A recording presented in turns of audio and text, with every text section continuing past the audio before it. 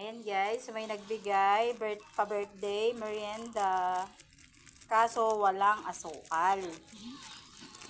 Ang sabi nagbigay, mahal daw ang asukal.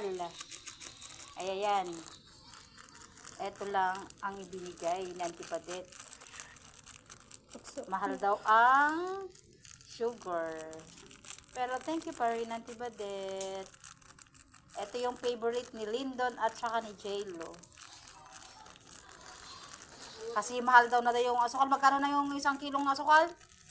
72 wash. Oh, 72 daw yung white. Wash? Ay, wash ano ba? Data ka red data na Oh, laka. red. Ay, 17 brown. to, 17.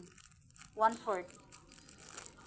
Oo, dati 7 pesos lang itita ito eh.